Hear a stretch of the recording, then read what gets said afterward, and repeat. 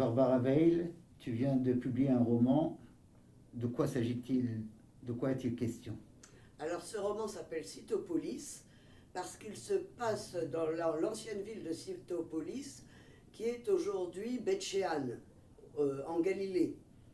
Donc il s'agit de l'histoire d'une femme qui a vécu il y a très longtemps, au 1er siècle avant notre ère, mais qui quelque part nous ressemble parce qu'elle est à la fois à la recherche d'une identité, d'une appartenance, et d'autre part, elle refuse les contraintes qui lui sont imposées à son époque, c'est-à-dire être mariée, avoir des enfants, être dans un cadre rigide.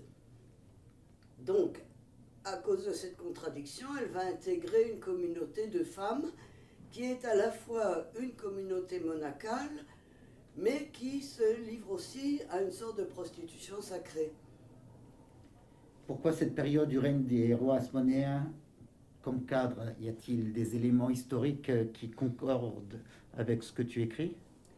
Eh bien, la période des Hasmonéens est très mal connue. On ne la connaît en fait que par les œuvres de Flavius Joseph. Mais ce qui m'a intéressé, c'est que c'est la dernière fois, donc environ à l'an 100 avant notre ère, c'est la dernière fois qu'il y a eu un État juif, jusqu'à l'État d'Israël, donc créé en 1948. Donc, pour cela, il y a une similitude.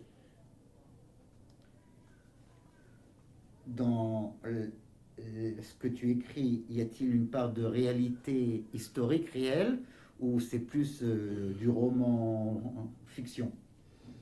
J'ai essayé de me fonder sur les rares éléments historiques que nous possédons sur cette période.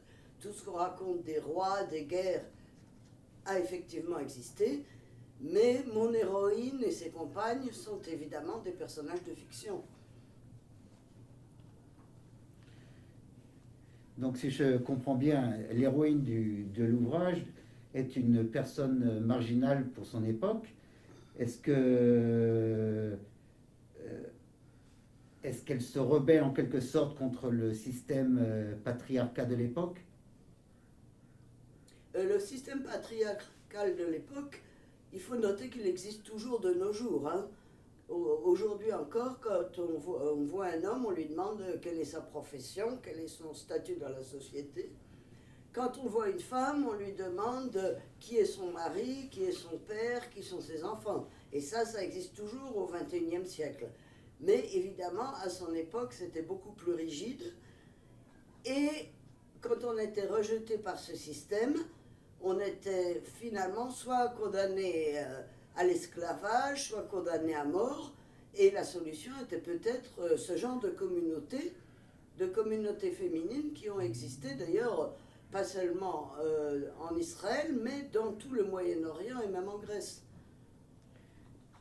Est-ce que tu ne penses pas plutôt choqué par l'évocation de ce culte du Asherah?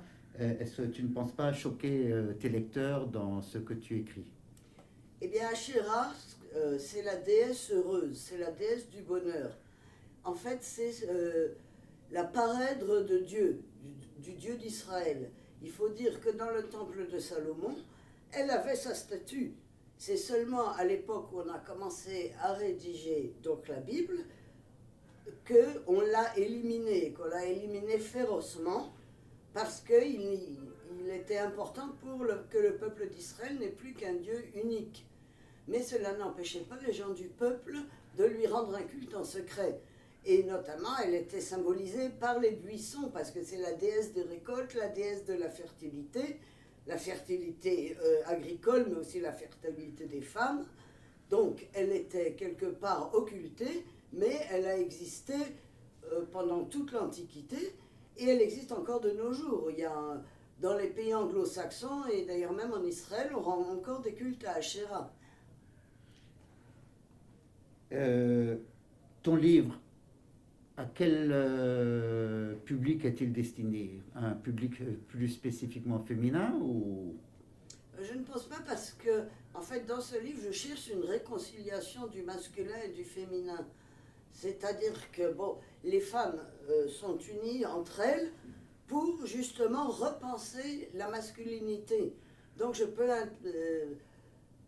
intéresser à la fois aussi bien les femmes que les hommes, et puis j'en ai déjà eu des témoignages. Et pour conclure, où peut-on se procurer cet ouvrage?